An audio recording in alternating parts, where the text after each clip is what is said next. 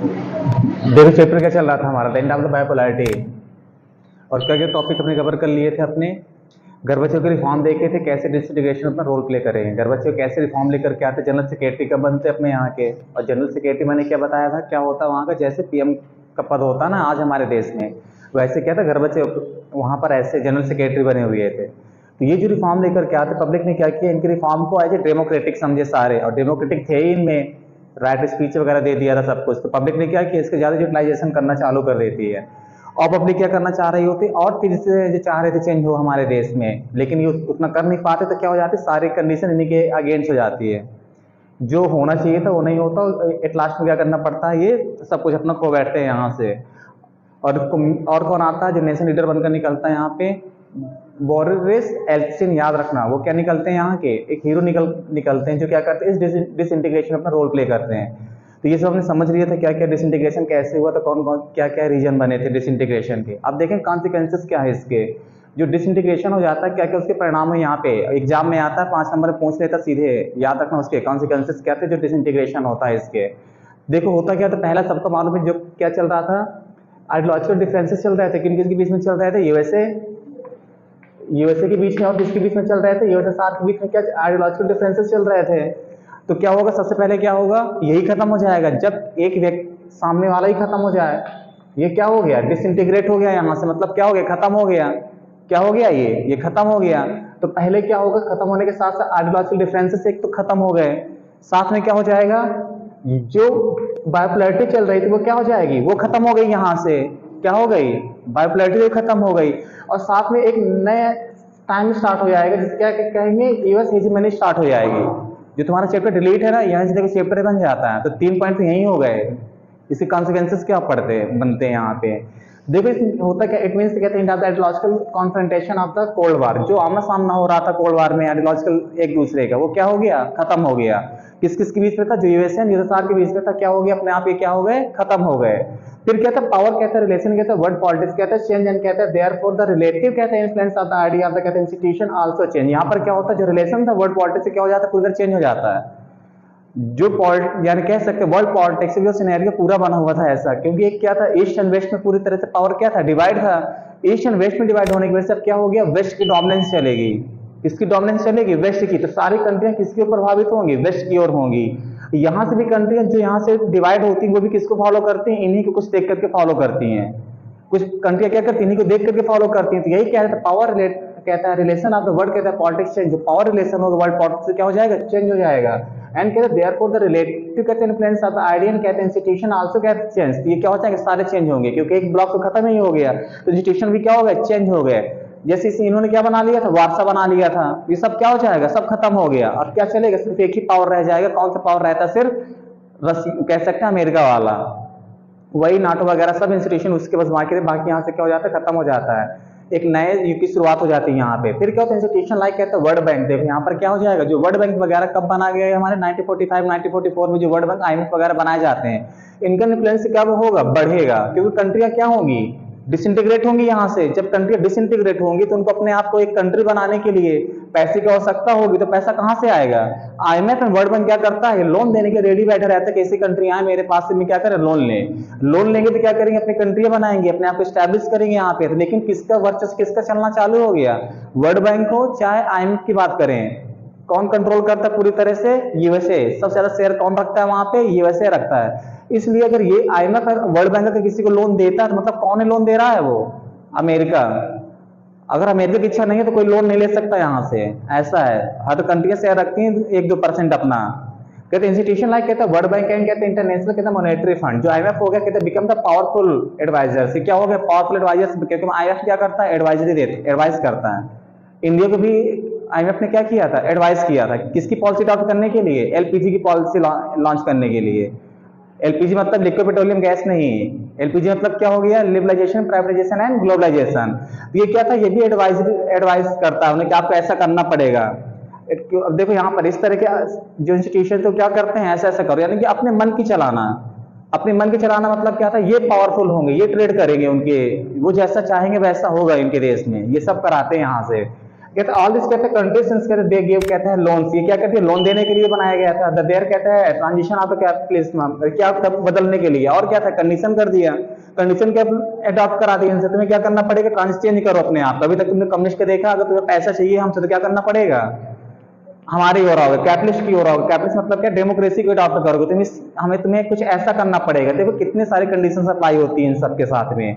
The end of the कहता है Soviet block कहता है मींस कहता है इमरजेंस ऑफ द मैनी कहते हैं न्यू कंट्रीज। साथ में क्या हो जाता है जब ये खत्म होता है, सोवियत ब्लॉक खत्म होता है, और कितनी कंट्रियों से बना हुआ था ये जो सारा हमारा 15 कंट्रियों से बना हुआ था। कितनी कंट्रियों से मिलकर बना हुआ था ये 15 कंट्रियों से बना हुआ था। जब 15 कंट्री से बना हुआ था तो एक क्या था, रसिया था।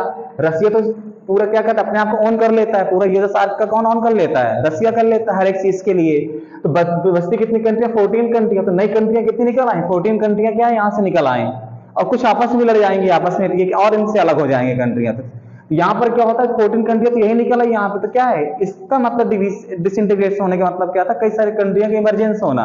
इसी की बात करता है, कहते हैं यहाँ पर सोवियत कहते मींस कहते हैं इमरजेंस आता, मैनी कहते हैं न्यू कंट्रीज, बहुत सारी नई कंट्रियां निकल कर आ गई। बाल्टिक स्टेट कहता है and the east European status कहता है वांट टू कहता है नाटो कहता है ईयू, ये सब क्या था सब नाटो ईयू में क्या करते हैं सब ज्वाइन करने के लिए कोशिश करने लग जाते हैं, सब ईस्ट की ओर क्या करते हैं प्रभावित होते हैं सारी जितनी भी कंट्रियां यहाँ पे। फिर कहते हैं सिक्योरिटी ऑफ द कहता है कैपिटलिज्म एंड कहते हैं डेमोक्रेसी, और किसकी सिक्योरिटी चलती है यहाँ पे कैपिटलिज्म की, मतलब किसकी डेमोक्रेसी क्या हो जाती है सिक्योरिटी चलती है। अमेरिका की क्या होगी अब यहाँ तानाशाही चलेगी, अच्छा खासा क्या करेगा। आज भी एक वर्ल्ड में कौन सबसे शक्तिशाली अमेरिका, तो कह सकते हैं इसका डिसइंटीग्रेशन की वजह से सबसे ज्यादा फायदा किसको हुआ, अमेरिका को हुआ। और आज तक ये क्या कर रहा है अपनी पोजीशन को बनाकर रखा है उसी तरह। अब देखो क्या होता है युद्ध सागर जब डिसइंटीग्रेशन होता है तो कौन कौन से प्रोसेस अडॉप्ट किए थे अपने आप को सही करने के लिए, तो उनमें से क्या होता है एक शॉक थेरेपी कॉन्सेप्ट आता है। याद रखिए एग्जाम में पूछा जाता है शॉक थेरेपी, तो मार्क्स में भी आ सकता है, तुम लोग से पूछ सकता है उसमें शॉक थेरेपी। इन कहते हैं पोस्ट कम्युनिस्ट रेजिम जो चल रही थी उनकी शॉक थेरेपी क्या, तो शॉक थेरेपी मतलब होता क्या है, शॉक देकर के क्या करना, इलाज करना। थेरेपी क्या है, इलाज करने के लिए क्या थेरेपी का यूज करते हैं हम, तो किससे करते हैं, जो शॉक देते हैं, जो कैंसर वगैरह जैसे किसी को हो जाता है उनको ज्यादा शॉक दिया जाता है उस समय थेरेपी की जाती है।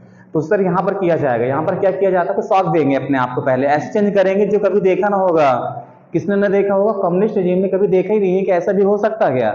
और ये क्या करेंगे अपने आप को डेमोक्रेटिक स्टाइल में पूरा चेंज करके रखेंगे, क्या करेंगे अपने आप को पूरी तरह डेमोक्रेटिक में चेंज करने की कोशिश करेंगे। यहाँ पे क्या होता है जो शॉक थेरेपी थी, तो शॉक थेरेपी मींस क्या था, यहाँ पर देखो द शॉक कहता है तो collapse of the communism was कहता है follow by the most kept countries by the painful process. जो क्या था कोलैप्स जो हुआ था, किससे कोलैप्स हुआ था, जो यूएसएसआर का जो कहते हैं जो कोलैप्स हुआ था, तो शॉक थेरेपी की वजह से क्या हुआ था, उन्होंने एक पेनफुल प्रोसेस को अडॉप्ट किया, अपने आप को एक कष्ट दिया उन्होंने, किस लिए, अपने आप सुधारने के लिए। जो यहाँ पर सुविधाएं दी जाती थी सोवियत सिस्टम में खूब इंजॉय किया था, सब्सिडी वगैरह मिल रही थी, इक्वल सबको वेजेस मिल रहे थे, काम करो चाहे ना करो सबको क्या बराबरी की हिस्सेदारी होगी, इस तरह से यहाँ पर चीजें चल रही थी। अचानक से क्या होगा सारी खत्म हो जाएंगी, तो लोगों ने क्या किया अपने आप को पेन दिया ना, यहाँ गवर्नमेंट ने क्या किया पेन दिया लोगों को, लेकिन किस लिए, शॉक देकर के इलाज करना था उन्हें। यहाँ पर इस प्रोसेस से गुजरेगा पूरा सोवियत सिस्टम भी यहाँ पे। यहाँ पर देखो तो क्रैश ऑफ द कम्युनिज्म कहते हैं was follow by the most countries by the कहते हैं पेनफुल प्रोसेस। तो क्या हो जाता है एक पेनफुल प्रोसेस को क्या करते हैं वो फील करते हैं, उससे गुजरते हैं। तो कहते हैं ट्रांजिशन फ्रॉम द कहते हैं ऑथोरिटेरियन कहते हैं socialist system to democratic system. किससे जाएंगे अब, सोशलिस्ट किसकी ओर जाना था उन्हें, डेमोक्रेटिक की ओर जाना था। जो राइट्स वगैरह मिलने चाहिए तो सारे सिस्टम यहाँ पर क्या दिए जाएंगे, उनको दिए जाएंगे। यहाँ से कम्युनिस्ट किसकी ओर जाएंगे, सीधे वो डेमोक्रेसी की ओर, उनको ट्रांसफर होना अपने आप को करना है। तो ये क्या होगा उनके लिए शौक से भरा ही होगा, क्योंकि जिस व्यक्ति ने आज तक गवर्नमेंट सेक्टर ही देखा हो, प्राइवेट सेक्टर देखा ना हो कभी, तो मतलब क्या है वो, जिसको फ्री की खाने की आदत पड़ चुकी हो यहाँ पे, और अचानक से क्या है बेटा काम करके खाना पड़ेगा तुम्हें, काम करो तब पैसा मिलेगा। तो यहाँ पर जल्दी होगा आसान, इतना आसान होगा, आसान नहीं था इनके लिए। तो ये क्या था एक चैलेंज था इन सब के लिए।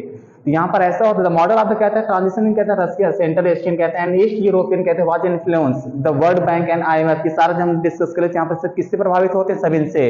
ईस्ट की कंट्री होती है सब किसी और जाती है, इसी और जाती है। नॉन ऐसे कहता है शॉक थेरेपी, इसमें क्या कर रहा है शॉक थेरेपी, क्यों क्या करते हैं ये इनसे तक लोन लेने के लिए बैठ जाते हैं। किसने बनाया था, वेस्ट ने बनाया था। किसने बनाया था, वेस्ट की कंट्री, आईएमएफ वगैरह क्या अमेरिका ने बनाया था नहीं सब। अब ये क्या करें सब इन्हीं की ओर पहुंचेंगे। तो ये क्या है शॉक थेरेपी, इसको भी इंक्लूड कर दिया गया कि यहाँ पर क्या है पैसा वगैरह क्या इन्हीं से लेंगे जाकर, इन्हीं से बात करेंगे, इन्हीं से सब कुछ होगा। फिर कहता है इकोनॉमिक्स कहता है सेंस में भी शॉक थेरेपी कहता है प्रेफर टू कहता है सडन रिलीज ऑफ कहते हैं प्राइस एंड कहता है करेंसी कंट्रोल का। यहाँ पर क्या किया जाता है जो प्राइस पर उसको कंट्रोल करना था, और जो पैसा रिलीज करने की बात की जाती है यहाँ पे सबको क्या करना था विड्रॉ कर वापस भी लिया जाता है। अब देखो कितना नुकसान किया गया अपने देश के, लेकिन करना क्या था, सब कुछ लाना था। और कहता है विड्रॉ, तो कहता है स्टेट से आते सब्सिडीज वगैरह, और क्या कर दी गई, विड्रॉ कर ली गई। क्या विड्रॉ कर ली गई, जो सब्सिडी दी जाती है। सब्सिडी क्या दी जाती है, जैसे देखो गवर्नमेंट ने क्या दिया था, अभी तक सब्सिडी देती थी, किसने, गैस सिलेंडर वगैरह आ गई तो सिलेंडर में सब्सिडी दे दी, किसी को छूट मिल रहा है, सब्सिडी वाला क्या सस्ता मिल रहा है, और जो ऐसे आ रहा कॉमन वो क्या महंगा मिल रहा है। ये सब्सिडी मतलब छूट दी जाती है, जो गरीब वगैरह ऐसे होते हैं उनको छूट दी जाती थी, तो यहाँ पर भी सब्सिडी वगैरह दी जाती थी, याद रखना। तो लोगों ने खूब फायदा उठाया, इन सबको क्या कर लिया गया, फिर से विड्रॉ कर लिया कि क्या सब्सिडी नहीं दी जाएगी, सबको इक्वल यहाँ पर किया जाएगा। तो क्या किया गया, सब्सिडी वगैरह क्या कर ली, विड्रॉ कर ली गई। एंड इमीडिएट कहता है ट्रेड, कहते हैं लिबरेशन, अब क्या कर लिया, अब ट्रेड के लिए भी क्या लिबरल हुए यहाँ पे, क्या वो लिबरेशन कहते हैं। एंड विद इन कहते हैं कंट्री, कहते हैं यूजुअली आल्सो कहता है इंक्लूडिंग, कहते हैं लार्ज स्केल, कहते हैं प्राइवेटाइजेशन, एंड कहता है देखिए प्रीवियसली पब्लिक कहता है असेस। अब क्या कर दिया गया, प्राइवेट सिस्टम को क्या किया गया, यहाँ पे आगे बढ़ाया जाएगा। प्राइवेट सिस्टम क्या कीजिए, आगे बढ़ाया जाए, क्योंकि अभी तक क्या था, पब्लिक सिस्टम चल रहा था, जितनी भी एसेट थी सब क्या थी, पब्लिक एसेट्स पूरा चल रही थी। अब क्या होगा, प्राइवेट की ओर आएंगे लोग, क्या करेंगे, प्राइवेट में भी पैसा इन्वेस्ट करेंगे।